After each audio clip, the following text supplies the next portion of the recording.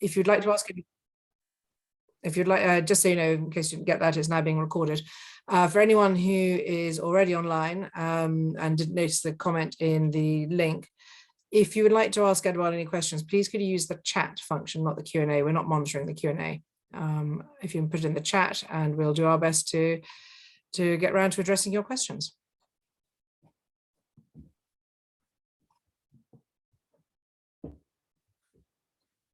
Just going to wait for a few more, but we're nearly there, I think.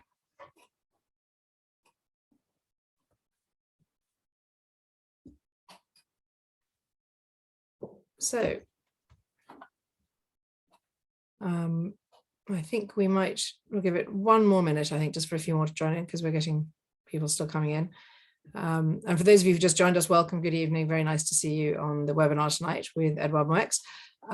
Just to repeat again, in case you didn't catch it, if you are wanting to put a question to Edouard, please use the chat function, not the Q&A, because we're not going to be monitoring Q&A.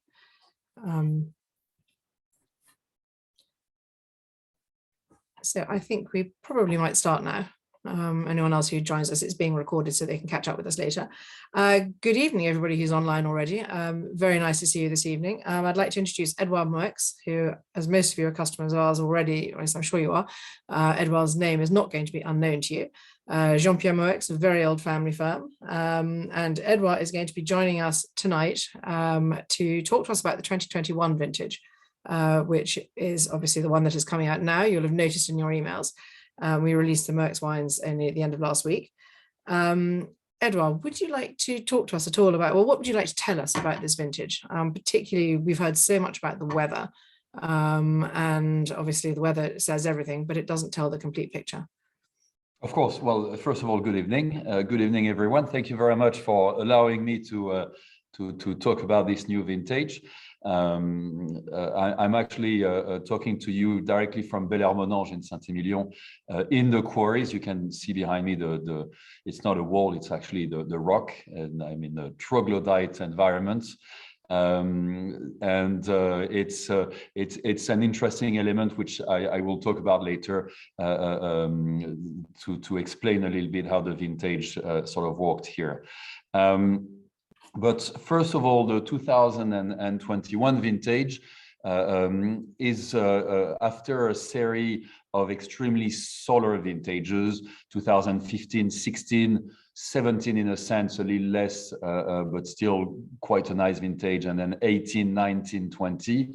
It's a series that we had never seen ever in the history of the production of wine in the area. We are with 2021 in front of a more traditional vintage. I will try not to use the term classic, because people have made a lot of fun of the Bordelais using that term classic, even if in a sense it is a classic vintage by its chemical constitution. But the few things that are important is, first of all, we had a little bit of frost on the first week of April, on the 7th and the 8th of April, which sort of quiet down the vine. And after that frost, we had 3 weeks of fairly cool weather. So the vine, which had a very early bud break and a very early start, almost lost 3 weeks. So the 2 weeks in advance that we had at the time of the bud break turned into 1 week late at the time of the flowering, and that week late was purely the fault of the frost.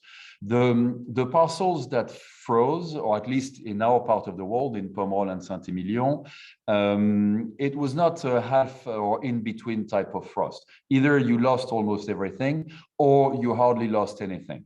I mean, I took the numbers of the frost with me, and on a few of our vineyards, if I look at them, there's very few parcels that got hit, and there are 90%. There are 82% 77%. So let's say almost everything. And of course, those parcels didn't produce or hardly produced any fruit. And obviously that little amount of fruit didn't make it into the final wine because they were not proper, almost proper for consumption. So the impact of the frost was not a damage to the balance of the fruit because the remaining fruit was fine. Then we had the flowering, which happened very quickly. And depending on the side of the river, whether you are left bank or right bank, the flowering was either normal. On our side, the Merlot flowered fairly quickly. It actually started, sorry to give you numbers like that, but it's always interesting. It actually started in 21, sorry, here I am, on May 31st. And finished on June 5th, which is actually very, very quick. So with our Merlot, we didn't lose any volume due to the flowering. On the other hand, the Cabernet were going through a very excited growth, for lack of a better term. Sorry, my English is not very good. And because of that, the vines were not concentrating on the flower. They were in the process of growing, and that's where most of the energy went.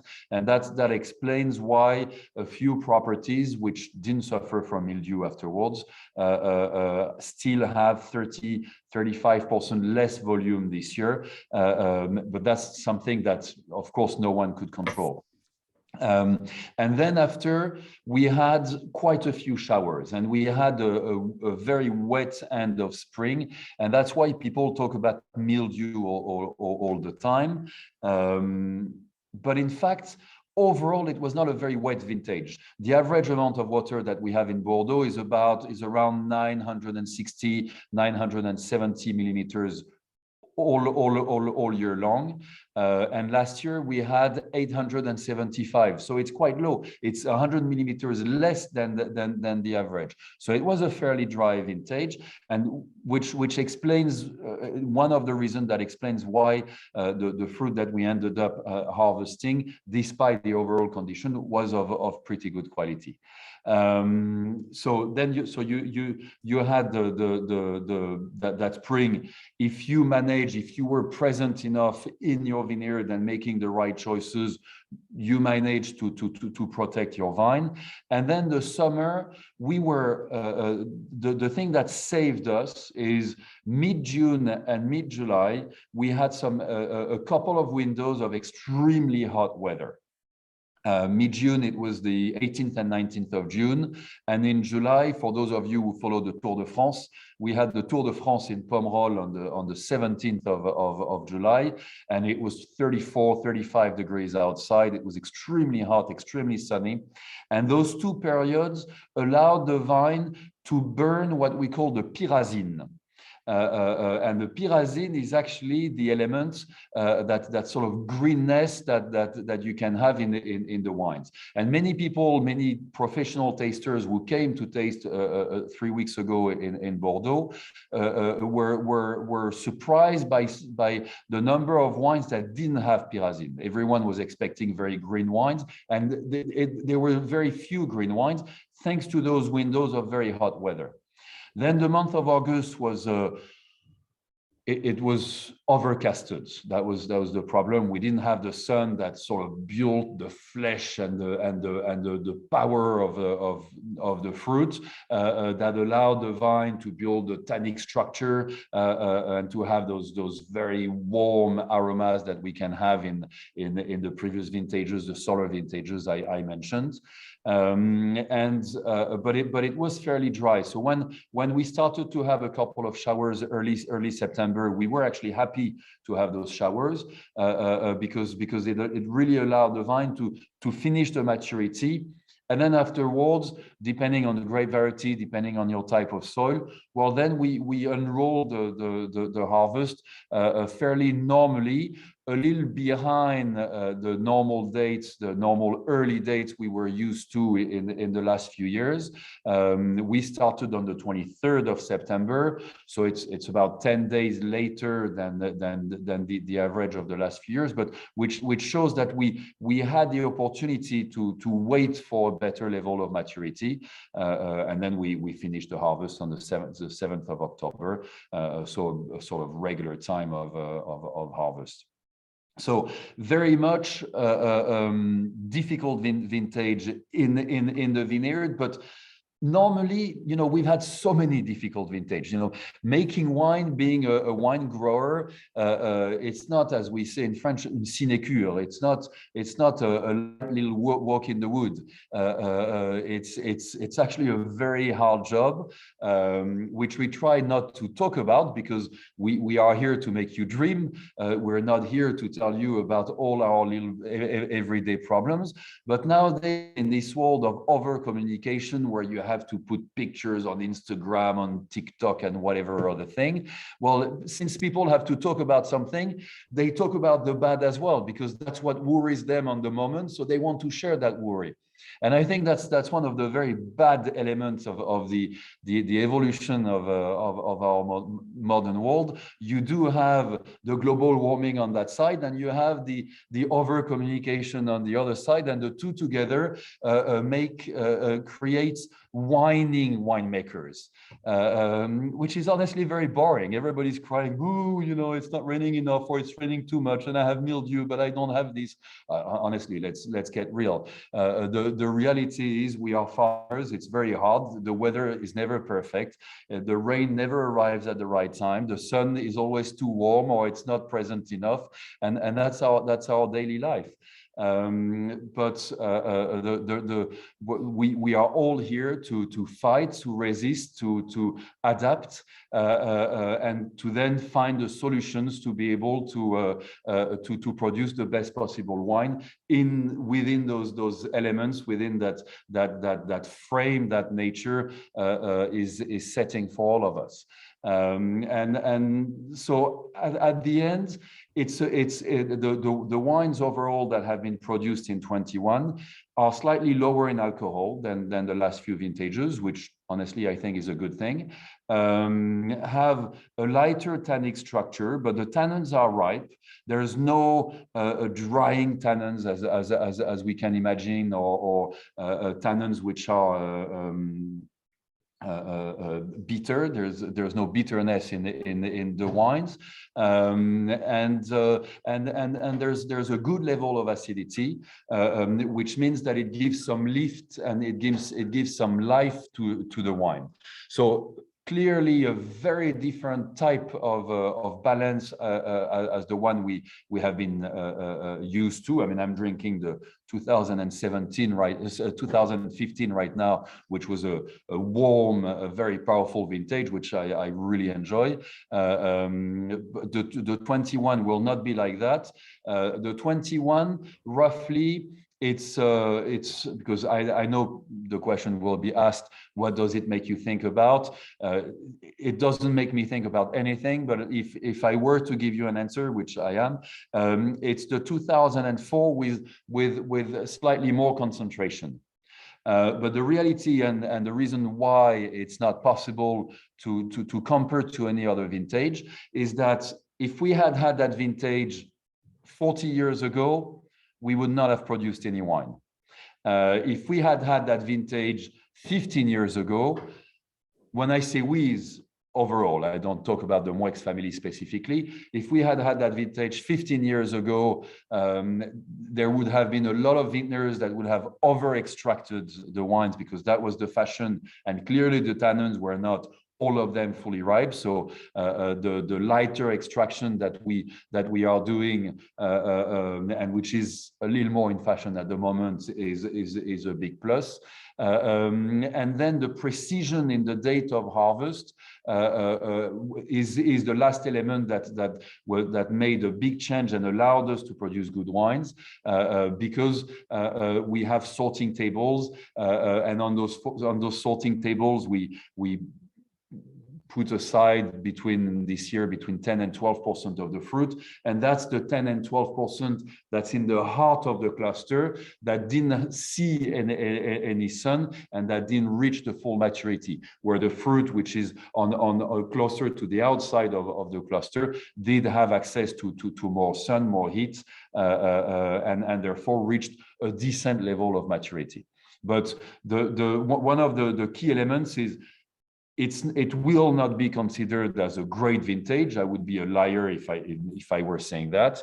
But it is a vintage that will give a lot of pleasure.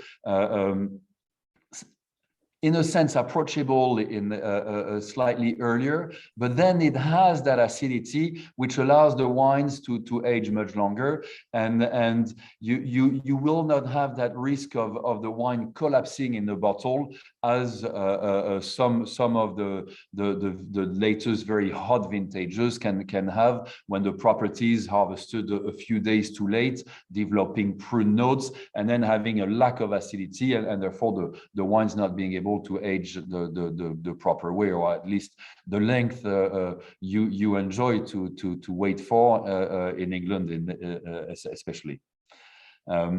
So in a nutshell, for me, that would be the 2021 vintage.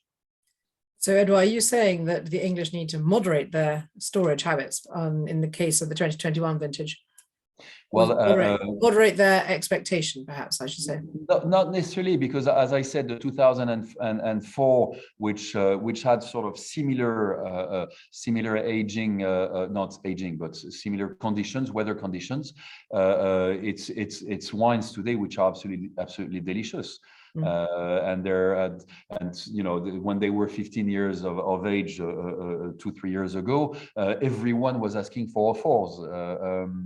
So I think they will age quite well, but they will age for 15-20 years and not necessarily for 50 or 60 years, but nor will we. So might as well drink them.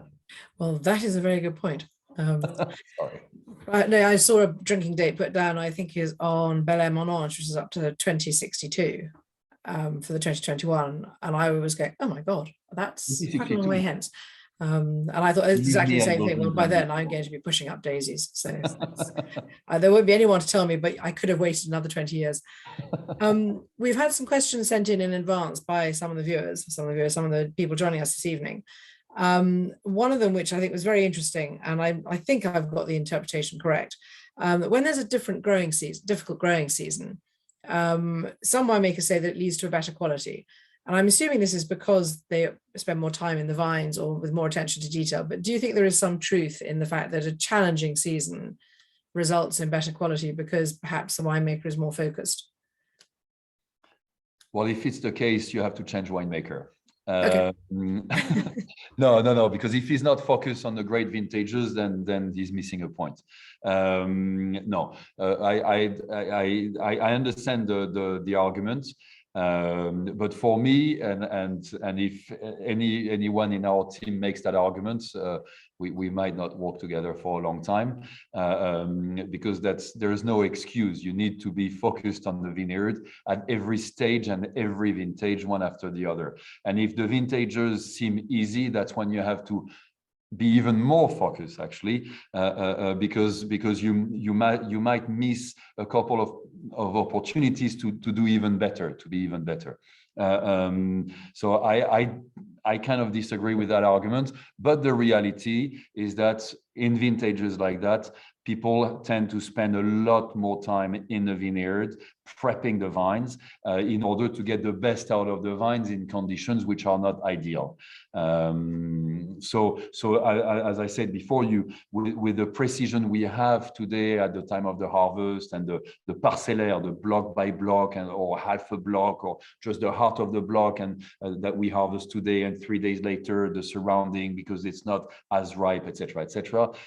These are elements which of course are key, but I don't think it's specific to a difficult vintage, a difficult weather. It's specific to the evolution of winemaking in general, and it's a big plus. It's fantastic.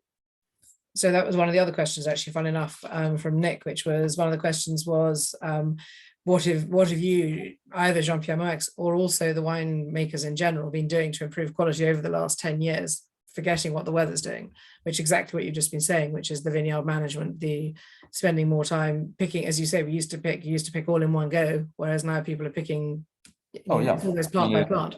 I mean, we have so many size of tanks nowadays. That's why when people come to Bordeaux and they see all those new cellars popping out of the ground, which we are in the process of doing as well, it's not just for our ego. It's actually to have a tool which will allow us to adapt to every different kind of situation. Because when you visit a cellar and people tell you, oh, each tank, that tank number 1 is adapted to the parcel number 6. Yes, but what happens when you go from 47 hectoliters per hectare to 28 on a given vintage because there's been a poor set at the time of the flowering? It doesn't work. It's just a marketing blah blah. The reality is we need a cellar that's 25% larger than the actual maximum production of a vineyard in order to be able to face any type of situation, from the smallest tank to the largest tank. Because it's true, large tanks are fantastic when we can, when a big block, a big parcel produces an homogeneous fruit on a given year, when everything goes well, we love it, and we love to use those tanks because then the extraction is much slower and to be honest, more qualitative. But sometimes we need the tiny tanks as well to be able to cut that very same parcel in 3 or 4. So that has been a huge evolution, and that's in the cellar. But the reality is it's in the vineyard as well, and the approach we have in the vineyard is even more precise. And one of the elements is, I think I've seen one of the questions. Sorry to answer it early, but about biodynamic, about all the bio. You call that? I never can remember the name you use in English, or biocontrol and etc. And this is. We have always been farmers, and for those of you who know us and who have come to visit us in the recent years or many years ago, we will always take you in the vineyard. That's where everything happens, and we come from Corrèze, from the center, a very poor center part of France, and so we are farmers. We are agricultures, but it's true that sometimes, or a few years ago, when technique was exploding, many people thought the technique could sort everything. It's not the case, and the only way to produce a great wine is to have a great fruit. But it's true nowadays, with that fantastic evolution of using less products in the vineyard, it forced many people back into their vineyard. And it's not because I mean, the picture you have behind you, Nicola, it's a picture of Bel-Air-Monange. It's one of the slopes, the south-facing slope we have in Bel-Air-Monange. And as you can see, the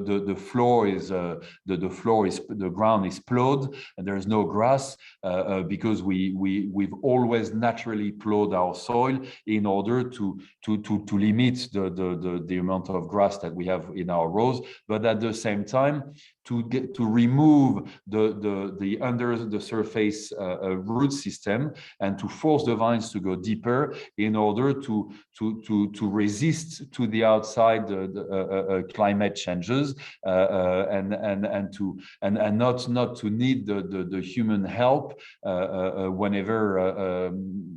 whenever it would.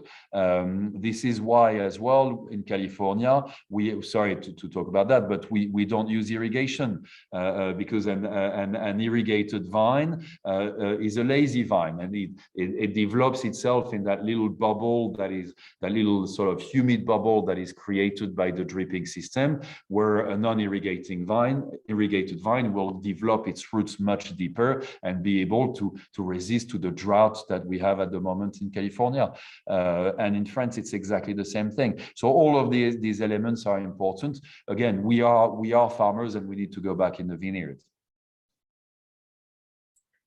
So you're not, sorry, excuse me, you're not doing any biodynamics or organic?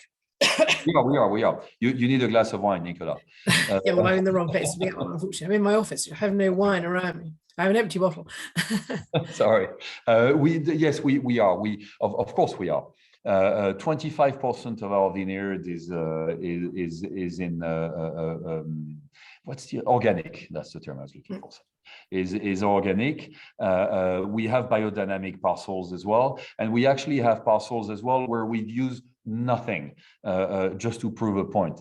But then we on other parcels we're working on developing new type of viticulture, because the thing we are against is the dogma.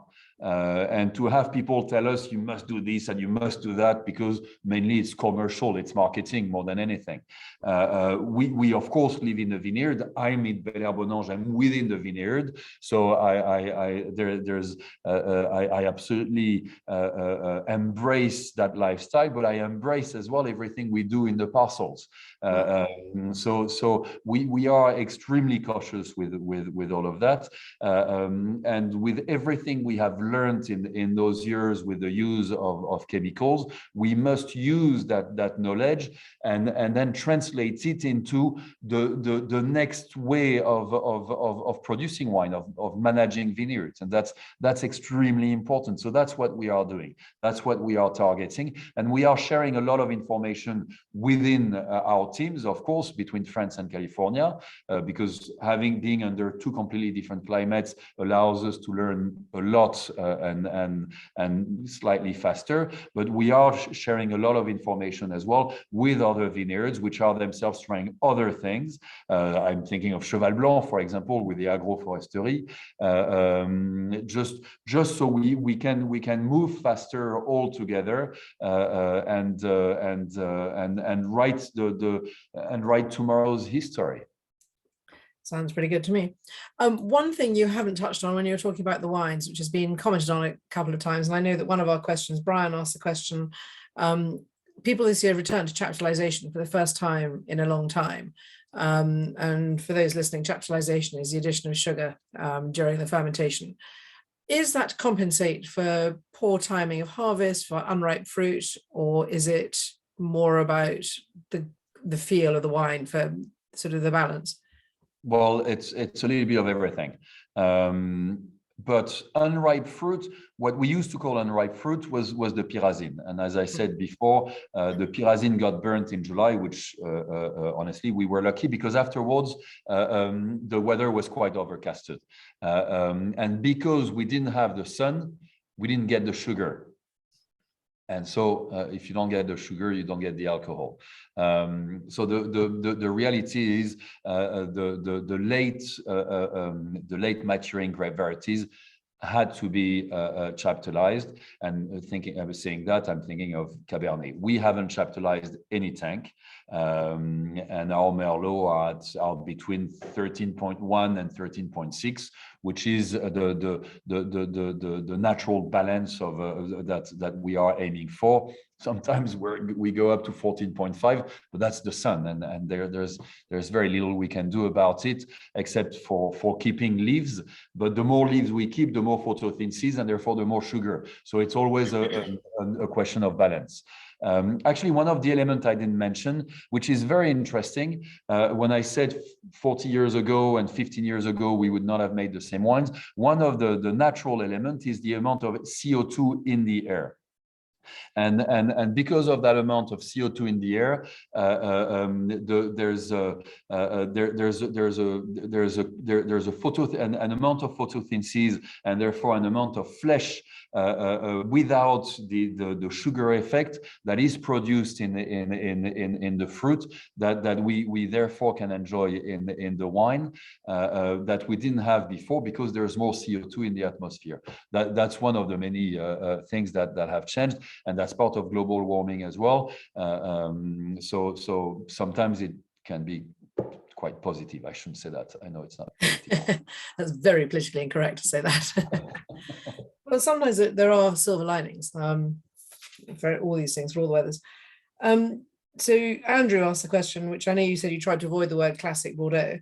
Um, Andrew's question is, what do you think classic Bordeaux actually is? And is that a English centric idea, perhaps one that the English have an idea of what classic Bordeaux is, and perhaps the French have another version and the Belgians have a different version? No, we all know England defines a vintage. The classic Bordeaux, the classic Bordeaux, it's honestly a wine that has. I mean, we shouldn't use the term acidity because it's more technical, but the acidity is important. I mean, the two elements we look at, it's the pH and the acidity, and it's wines with slightly lower pH and therefore slightly higher acidity. And that's what a classic Bordeaux means. Unlike the more very ripe type of Bordeaux, which we've had in the last few years, and which we had before the 1990, the 2003, but the 03s today are beautiful wines. I had a Talbot 2 weeks ago. It was absolutely magnificent. So these sort of very hot, very generous vintages are what we call the great vintages of the history of Bordeaux, where the more the slightly fresher type of Bordeaux are the more classic vintages of Bordeaux. I think that's what it means. Then I'm sure other people will have other definition, but the reality is it's vintages with a little less flesh. You see, I mean, But it's interesting you mentioned the 2003, because at the time 2003 was amazing, and then within about 6 months everyone was going, actually no, it was too hot, it was too this, too that. And like you, I've had some 2003s recently which have slightly made, and 2003 is the one vintage that has really made me question my sanity, because it has changed so many times, and it's gone from being almost blown on some of the top wines when about 5 years old, this can never age, to tasting the same wine sort of 5 years ago, when it was so fresh and so youthful and so different to what I tasted originally, both tasted at the Chateau. So I know that it's got the most impeccable sort of origin, storage, everything else. Is there ever an opportunity when a vintage, which sometimes gets talked down as a classic vintage, so I know classic is being taken in a negative sense by people at the moment, it's being seen to be a bit cooler, not quite as good. Are there vintages when they've actually come round and people have gone, oh, actually, we got that wrong, like 2004? Like 2004, like 2011, which is coming around. I mean, I remember there's a very well-known group of professionals in England that meets every year and taste a new vintage and a slightly older vintage, 10 years old. And I remember the comments, 2011 is the worst vintage ever tasted by that group.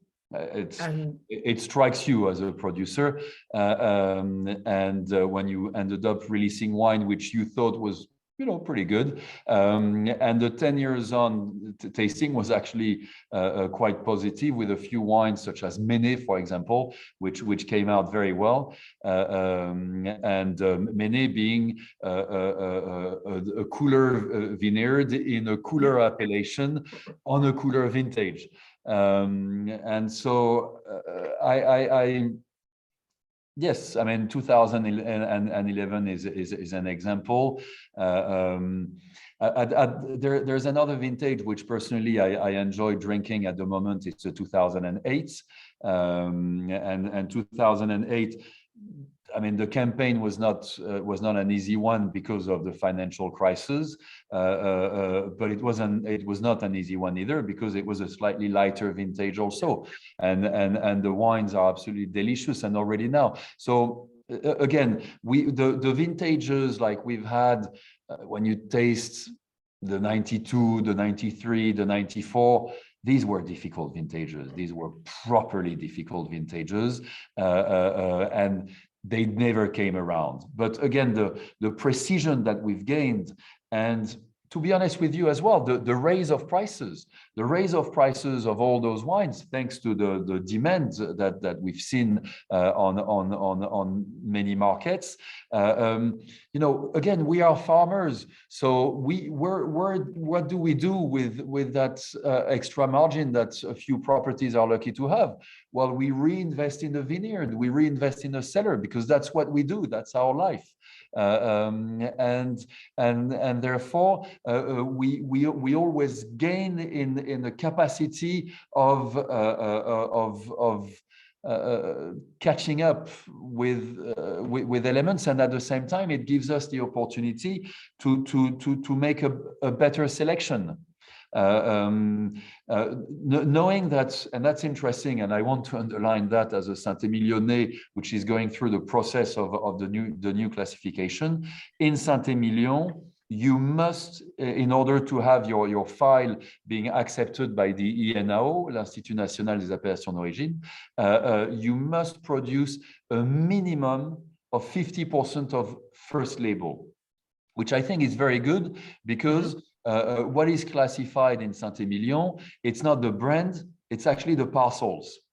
And if I were to include a parcel into Bel-Air-Monange, I would have to wait for the classification and to go through the whole process and ask the permission to include that parcel. So it really means that the parcel itself, the soil, is the classified element. And if your soil is classified, as it is for our case, first growth, well, then we must be able to, in any vintage, to make at least 50% of first wine, which is a very good point.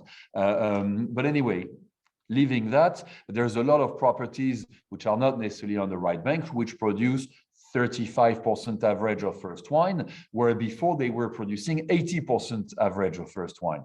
And that's because of that selection they're doing in order to always deliver a better wine.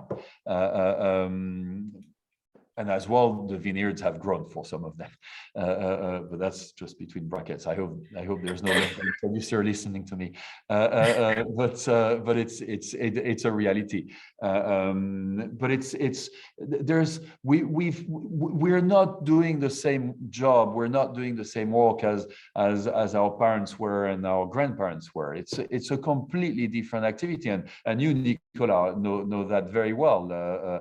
Viticulture has dramatically changed in the last 50 years. It's a different activity, full point, and in the last 20 years it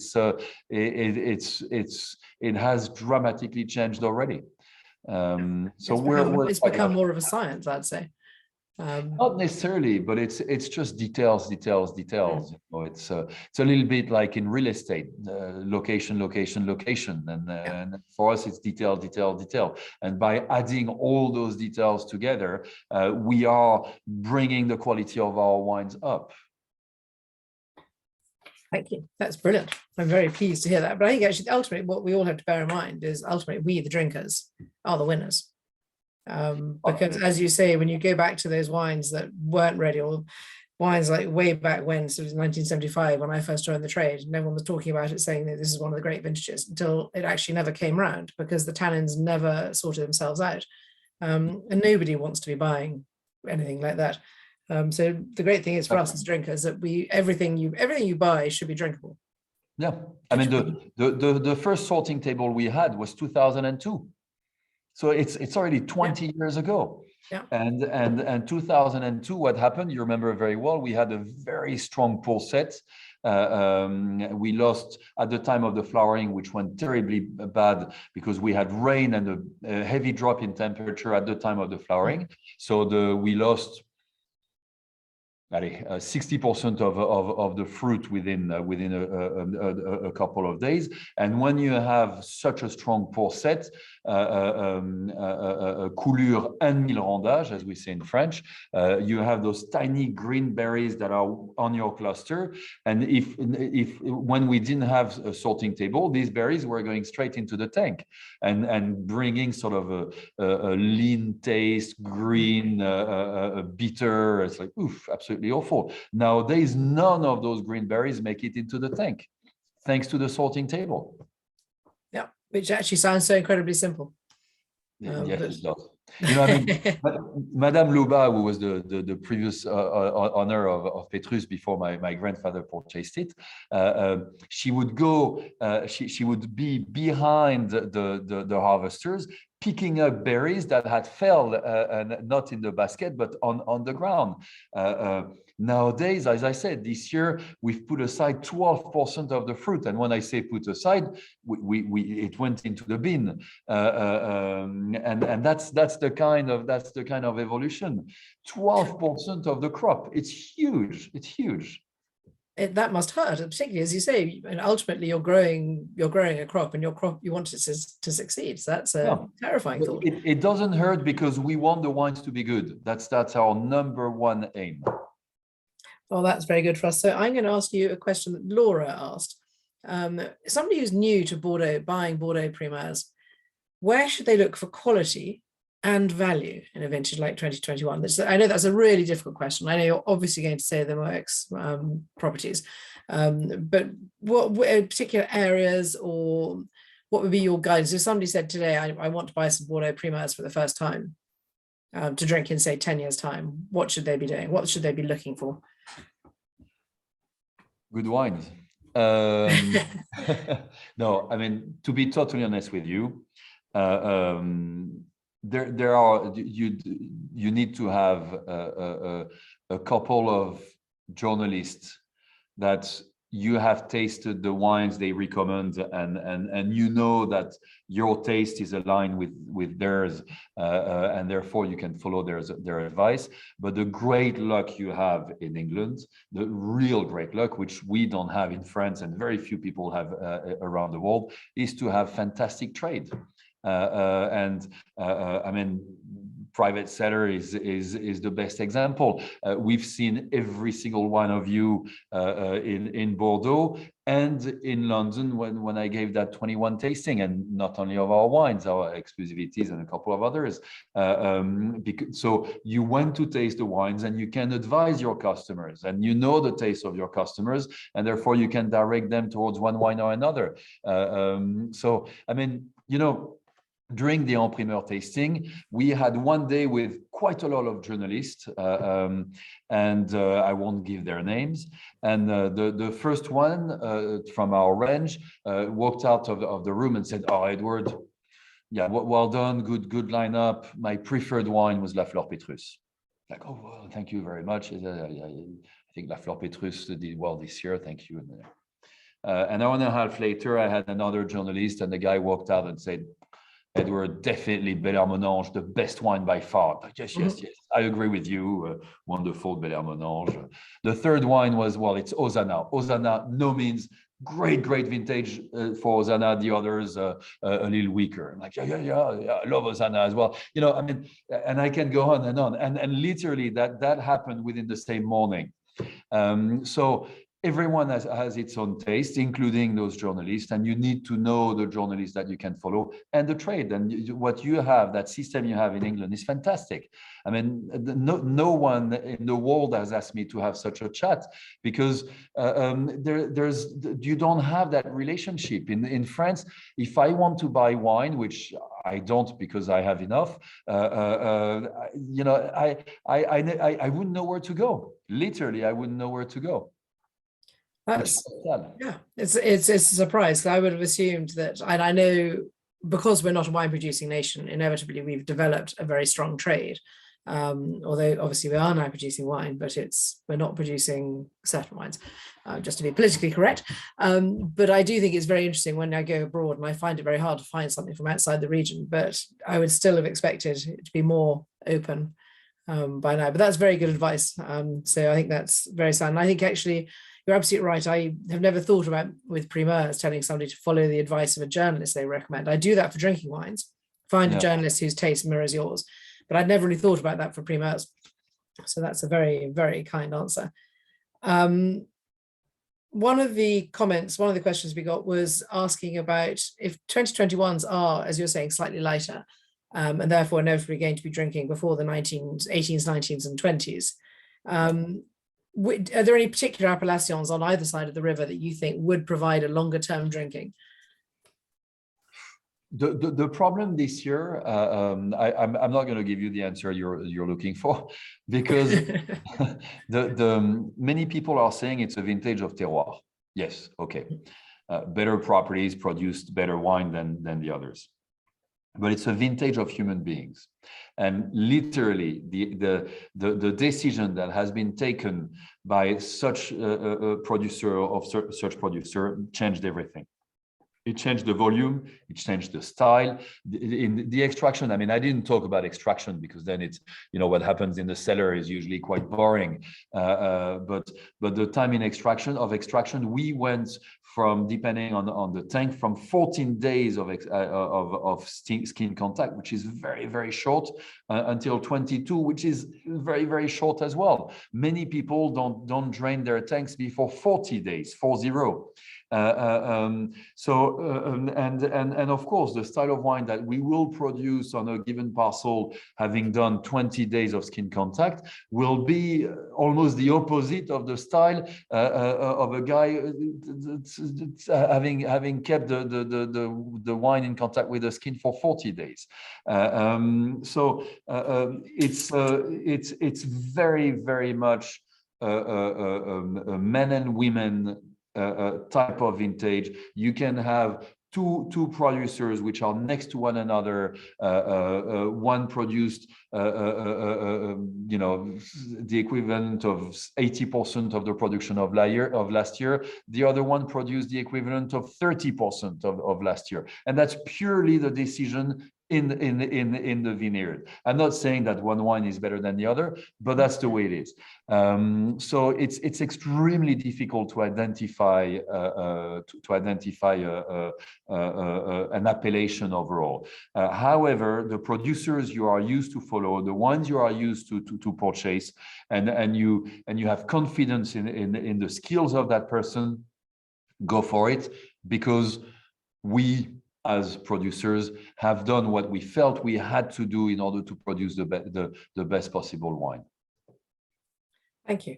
As part of one of my questions, personal questions, was going to be, because I think it's very important for people listening to understand just the human element, which you've just covered, the sheer amount of time that was spent in the vineyards, way over and above the normal. And as you said, prepping the vineyards, cleaning up and discovering grapes that need to be sorted out from the inside of the bunch. It sounds like a labor of love, which I'm not sure that I would necessarily have the patience for, if I'm very honest about it.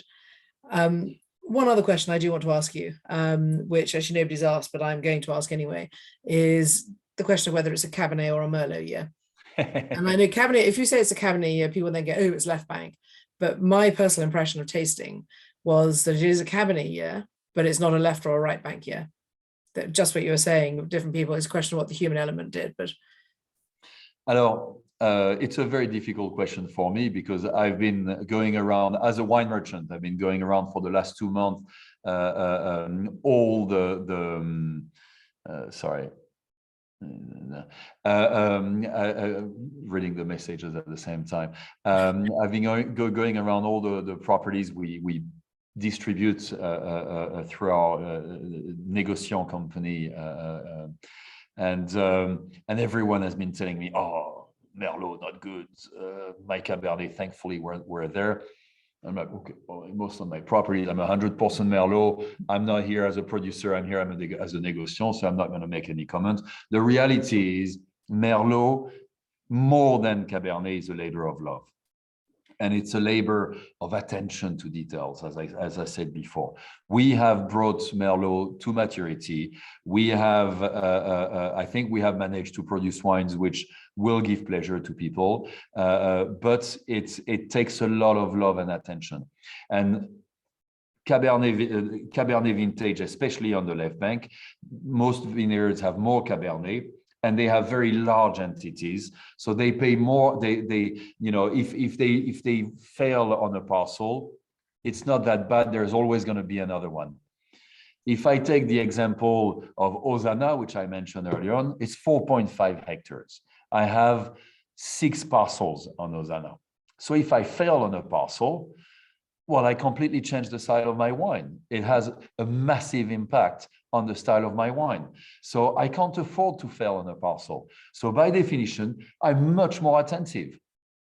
And if you have noticed, there's a lot of Cabernet dominated wines this year with very high level of Cabernet. I mean, quite impressive. In general, throughout the Médoc, the highest is, if not the second highest level of Cabernet in the blend, but they have used quite a lot of pressed wine as well in order to compensate the lack of Merlot.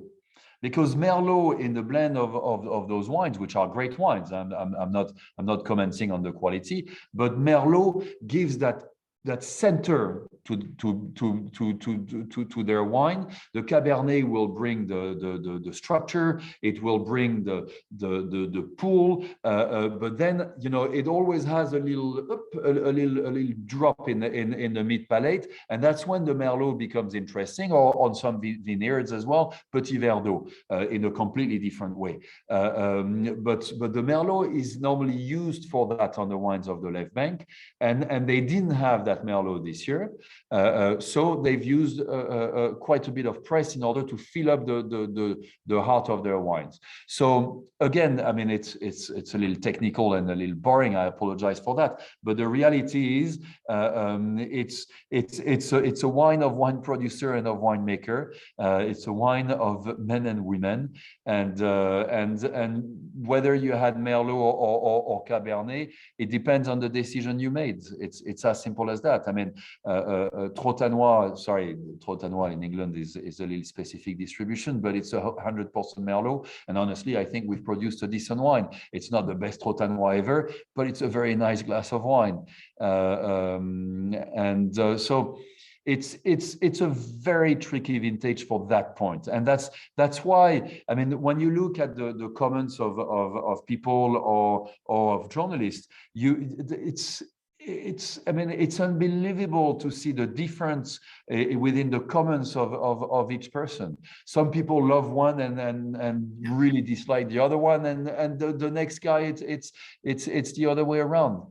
It's very much a question of taste. So as I said, believe in the producers that you are used to enjoy, and they will for sure deliver a nice glass of wine. And that is the most important point. It's meant to be drunk. Cheers. It's a glass of wine and it's meant to be drunk, thankfully. I don't know if anyone else, Laura's asking you which vintages you're currently enjoying drinking apart from the 2015, which obviously you mentioned earlier. So what should we be drinking of the slightly earlier vintages? I suspect Laura's talking. Yeah, because I rarely drink very old vintages because I have no patience. I really, on the right bank and in Pomerol specifically, I'm really enjoying the 2012 at the moment, because there are in a short period where you have that beautiful young fruit, but you start to have the complexity of a slightly aging wine. It's 10 years old already. Other than that, the 9s and the 10s are just absolutely gorgeous wines, because they're gorged with sun, which make them so generous and beautiful, and they will age beautifully. But I like my wines a little younger, so I'm not a very good advisor. However, I had a 2005 for lunch, which was still a little tight. So it's for me, it's not yet time for the 5s. They have closed down. I used to serve the 5 quite a bit 5 years ago, but then I stopped because they started to close down again. I had a 2001 on Friday, which was absolutely beautiful. 01 is a really nice vintage if you can still find it, or if you can't find it, you surely have it in your cellar. But then after once the wine is 20 years old, yes, you can keep it 25 years, 30 years. It's nowadays the wines, and unlike the 75, I mean, you were mentioning the wines of 73, 74, but 75, that's great vintage that never opened. Mm. You know, you nowadays today you still open a 75 and you think, oh my God, it's not ready. Why did I open that bottle? It will never be ready. That's something that doesn't really exist anymore. And we're all the winners for it. Edouard, I think our time is coming to an end. Thank you so much for joining us. It's been really, really interesting. And I hope that everyone who's been listening in has been enjoying it as well. What I suspect is going to happen is we're going to get a torrent of questions that'll come through later that nobody quite wanted to put on the chat. And then we'll get people asking us saying, well, what about this and what about that? But it was so good of you to come on and talk to us. I think the 2021s, I thoroughly enjoyed my tasting. I confess, I was looking for the green taste. I was expecting the green taste. And on day one, I was checking my palate was okay because I thought something was missing. I couldn't taste them. And I think they're lovely wines. They're wines for drinking. They're wines for enjoying. And I think that's what we've all slightly lose sight of occasionally at this time of year. But, I agree. well, thank you very, very much indeed. Good luck with the rest of the campaign. So thank you. I hope we'll see you again very soon in the country, being in your country. Wait for that. Thank you very much. Thanks very much indeed. Nicola. Very good to see you. Thank you. Good to see you. Thanks. Bye-bye.